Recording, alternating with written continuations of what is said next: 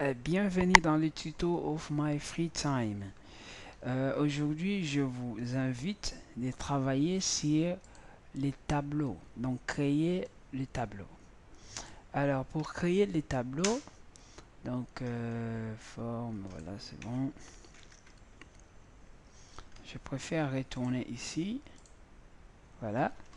Vous voyez, je travaille déjà dans des logiciels, voilà, qui m'aide en fait. Donc je sais si je vais faire des choses rapides, j'utilise Atom ou soit bracket, donc je jongle comme ça.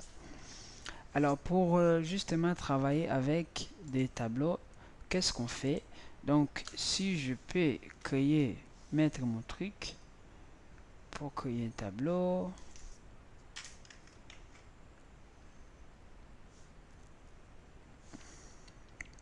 Voilà. Ça c'est, on dit que c'est l'entête, ce que je vais faire, l'entête des tableaux. Donc ça veut dire qu'on met par exemple TH. Alors les rows, comme ça. Ce qui suit, je peux même changer de couleur. Ce sont même des lignes. Hein, les lignes. Donc c'est là, je peux écrire par exemple unité. Non, par exemple numéro. Ça c'est nom de produit. Là c'est quantité. 1. USB. Par exemple 10. 1, D. PC 4. 5. Screen 6. Ouais, là je crée un tableau. Là c'est her de th du tableau. Là ce sont des comment dire, là c'est tr.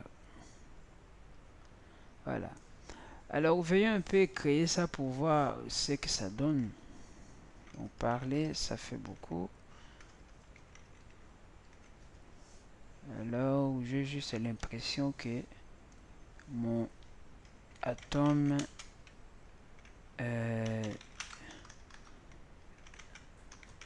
preview n'est pas installé. Pourtant je l'avais installé. Il est là, voilà. Voilà.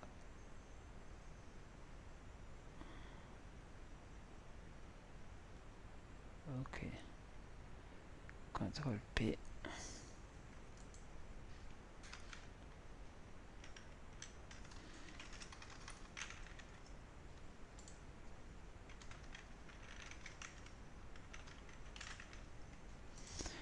Bon, ça marche pas, je vais pas me casser la tête pour ça. Ah non, je vais pas toi. Alors, je suis ici. Et je vais faire... Donc, pour faire tableau, on écrit table. Et voilà.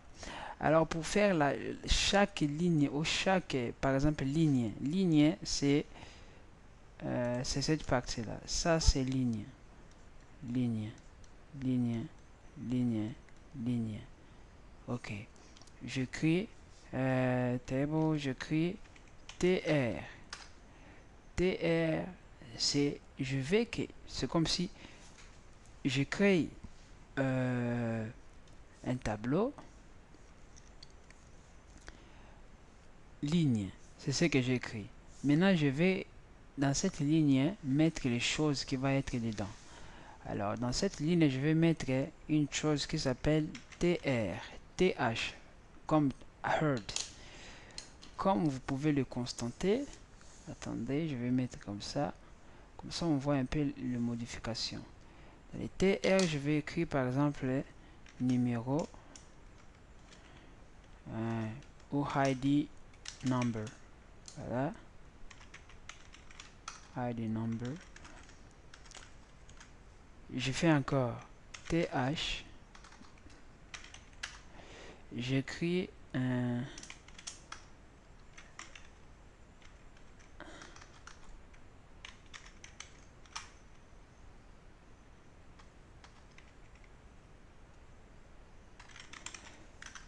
J'écris encore.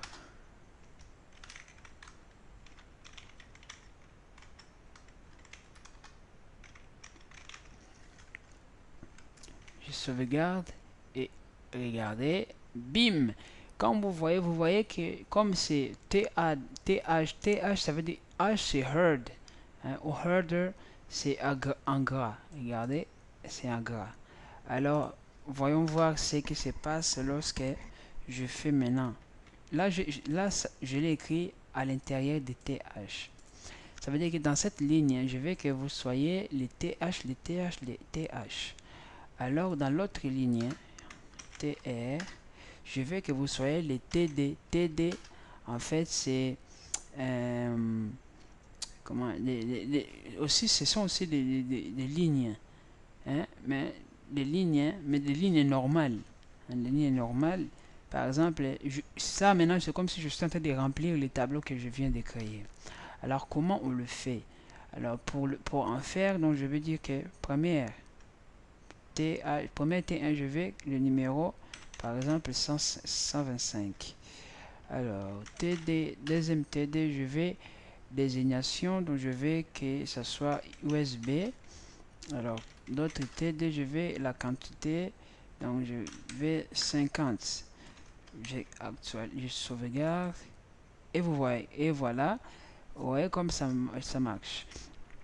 Alors, pour mettre les choses en bas, regardez, vous pouvez dire, mais voilà, comme c'est comme ça, je fais copier-coller comme ça. Et regardez ce que ça va faire. Et bien voilà, c'est pas bien comme ça. Donc, c'est moche. Donc, je vais faire comme ça. Donc, c'est vraiment, on traite chaque ligne. Je fais comme ça. Lorsque j'actualise, et voilà. Donc, là, je construis ma ligne et le ligne. J'ai rempli en fait mon tableau. Et voilà. Et si maintenant je vais, par exemple, c'est un tableau, je vais qu'il y ait des lignes. Alors, pour qu'il y ait des lignes, même des couleurs ici, je peux mettre les couleurs. Mais lorsqu'on regarde parmi les... ça, je vous ai dit, ce sont des attributs qui se trouvent ici. Hein, des attributs. Ben, il faut regarder les attributs possibles qu'on peut mettre. Mais ici, comme vous voyez, vous pouvez voir qu'il ne nous donne pas l'opportunité en fait de mettre beaucoup d'attributs qu'on veut écrire. Bon, il y en a beaucoup, mais pas tous les attributs qui sont ici qu'on en a besoin. Donc on veut juste voilà écrire on veut juste prendre quelques attributs. Par exemple, si je vais mettre le colère, je sais pas si ça va. Là, je ne vois même pas bien. Non, il n'y a pas, ça marche pas. Parce que couleur, on ne peut pas. Même comme ça, n'écrivez jamais comme ça. Moi, je l'écris juste pour essayer. Il faut jamais écrire comme ça. Alors, je vais faire un truc qui est très important que vous allez tout de suite comprendre. Bon, pas plus tard en tout cas. Qui s'appelle les styles. Les styles, j'ai écrit style, c'est aussi. Pour l'instant, je l'utilise comme attribut. Et je fais style. Je vais border. Hein, border. Voilà.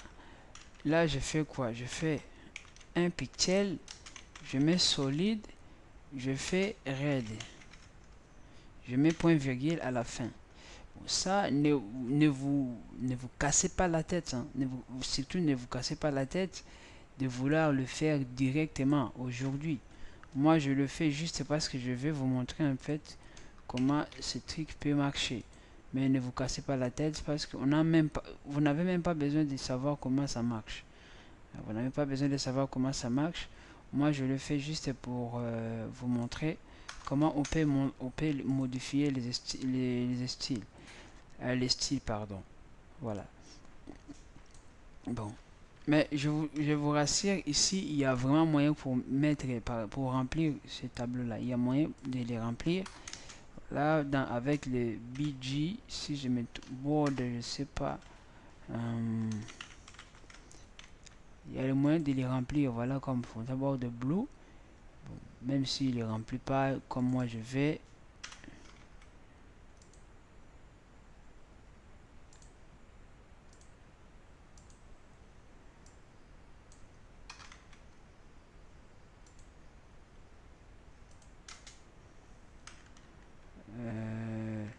même s'il est rempli comme moi je vais, mais on voit vraiment que ça montre qu'on peut mettre des bordures, voilà, comme je viens de le faire. On peut mettre des bordures. Moi je veux background BG, l'autre met BG color. Je sais pas, d'autres ça se met, je sais pas ici ça marche pas. Ben, c'est dommage parce que j'ai oublié vraiment comment ça se fait. Là ça marche, hein. On met BG color, c'est pas juste background color, mais BG color. Ça c'est pour tout. Mais si on veut par exemple gray, voilà. Si par exemple on veut aussi mettre juste pour la première ligne, hein, juste pour la première ligne et la première colonne, on veut par exemple mettre blue, juste pour ces éléments là, blue, et chaque texte, le texte, donc le texte se colore normalement, mais ça, je sais pas si c'est font color. Vraiment les HTML, il y a vraiment aussi son langage à lui, donc il faut les adapter. Et ça marche pas. Font color, ça marche pas. Text color, il faut le chercher sur internet. Moi je vais pas le chercher, c'est votre travail. Cherchez bien parce que de toute façon ça ne bon, dans notre cours en fait ça va pas nous servir à grand chose parce que je vais utiliser les styles qui va tout faire en fait, qui va tout faire. Donc ça pour moi ça c'est pas vraiment un problème grave. Le plus important est qu'on arrive en fait à connaître plutôt cette notion, comment on crée un tableau, comment on la remplit. Tout ça c'est très important que le colorier, hein. Si on sait déjà faire comme ça, pas même le colorier, c'est déjà pas mal, hein, c'est déjà pas mal. Moi je me souviens mon premier site que j'ai fait,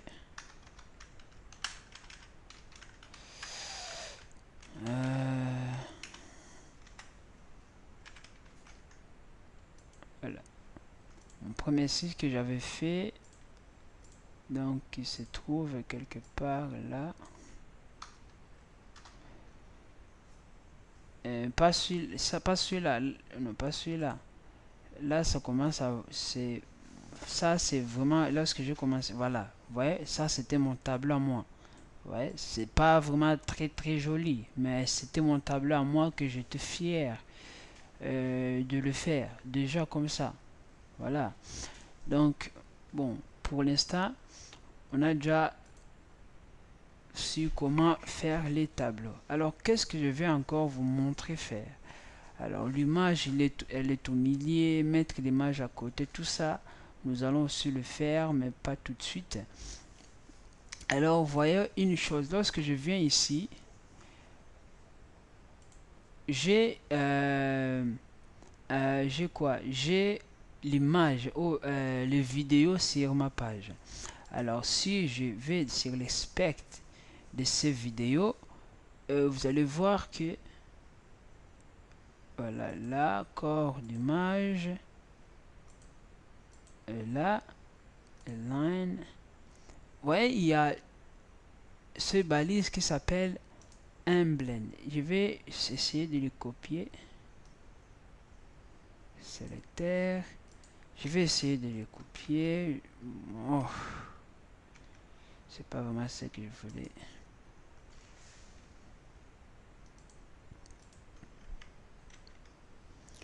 Voilà, est-ce que je copie tout? Voilà, je pense que j'ai tout copié. C'est en fait un canal en ligne. Lorsque je fais comme ça, regardez, j'ai ce vidéo sur moi. C'est à cause de quoi? C'est à cause de Embed. Embed, on peut aussi le voir, par exemple, si je pars sur mon site internet, et bon, ce site internet, c'est mon espace de cours. C'est mon espace de cours. Et que je sélectionne n'importe quel cours, par exemple cours de programmation web et programmation en Java. Si je viens ici dans les Je vais juste l'ouvrir comme ça en grand. Les paramètres de chaîne, pas celui-là. Partager. Vous allez voir, il y a intégrer. Dans l'intégrer, comme vous pouvez les remarquer ici, je mets plus. Comme vous pouvez les remarquer, il y a quoi? Il y a iframe. Donc là, et ici, c'est utilisé iframe. Hein? Iframe, ils n'ont pas utilisé les imblend. Ils ont utilisé quand même les iframe. Là, ils ont utilisé les liens. Hein, vous voyez, il y a beaucoup. Il y a plusieurs moyens d'utiliser comme publication pour publier des vidéos. Alors, moi, je sélectionne les iframes là qu'ils ont utilisé là. Je vais le copier comme ça. Et où c'est tout, voilà. Je vais l'actualiser. Vous voyez, tout en bas, je vais enlever celui-là. Ça, c'est en ligne. Voilà. Là, comme vous les remarquez, j'ai le vidéo, la vidéo de Facebook et de YouTube sur ma page. Vous voyez? Donc ici, ça veut dire que je peux aussi les déterminer. Je peux aussi définir la taille avec le width et ça marchera. Ça marche aussi bien. Voilà. Là, je détermine la taille. Voilà. Ça marche aussi bien. Je peux même agrandir comme ça et ça marche. Donc là, vous venez d'apprendre comment insérer les vidéos sur votre page dans la forme iframe ou dans la forme sous la balise iframe ou sous la balise embed. Voilà. Ces deux balises là avec bien évidemment la source. Je vais juste agrandir comme ça avec la source, définir la taille. On permet Hello Script Access, on permet Hello Script Full Screen, on permet Flash Bar et var, on permet ça. Je détermine la taille de ce flash. Tout ça, je vais en parler en détail plus tard. Là, je mets le lien. Bon, ça pour les sites en ligne, je mets les IP de ces sites-là et je autorise qu'ils commencent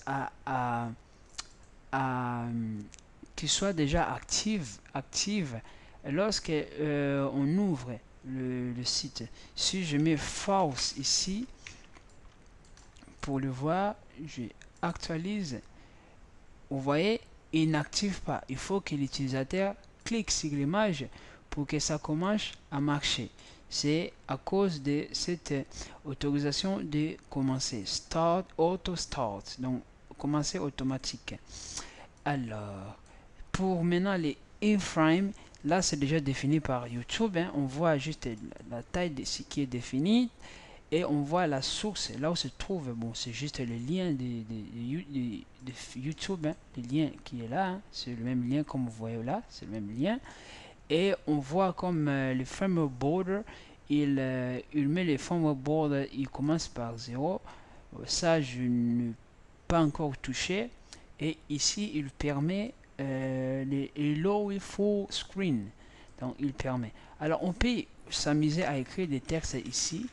Au cas que le test, par exemple, au cas que YouTube ne marche pas, par exemple la personne n'a pas internet, ou au cas que voilà, vous voyez les textes que je viens d'écrire, ici il n'y a pas, ici il n'y a pas, mais regardons voir, je vais faire comme ça, je détruis en fait cet élément là, je les détruis, actualisons. Et bon, là, il ne montre pas les textes, bien évidemment, il montre qu'il n'y a pas. Mais normalement, lorsque vous faites comme ça, en fait, il vous affiche ce message en disant que, ben, tiens, par exemple, si je veux dire que votre page ne supporte pas le YouTube, on peut indiquer ce message à travers les textes qui se trouvent entre ces balises-là. Donc, ça, c'était comment insérer les vidéos sur la page web. Donc, j'ai pour en finir, j'ai presque tout fait. Bon, pas tout fait, mais bon, je fais beaucoup de choses avec vous. Donc, si je récapitule, je vous ai appris comment utiliser les liens, images utiliser les liens internes ou externes, mettre les noms et les valeurs, donc value, utiliser les placeholders, les placeholders, de mettre les liens aussi, donc voilà, lien pour ouvrir la fenêtre dans la même page ou dans une nouvelle fenêtre. Quelques types, donc dans les inputs, je vous ai montré comment utiliser les textes ou les checkbox au radio. Mais je vous ai dit qu'il y en a, il y a beaucoup, il y a des passwords, il y a des passwords, il y a des téléphones, il y a des emails. On peut aussi dire que, bon, par exemple ici dans les inputs, on peut dire que on peut mettre quelque part, ça c'est pas input, je dis si c'était input, on pourrait aussi mettre required, donc ça veut dire que on oblige, hein, required, ça veut dire ici lorsque c'est vide, j'aimerais bien le faire ici pour qu'on soit bien d'accord, je mets forme, input, input, bouton, même si je vous ai pas montré bouton, là je mets submit, voilà, submit,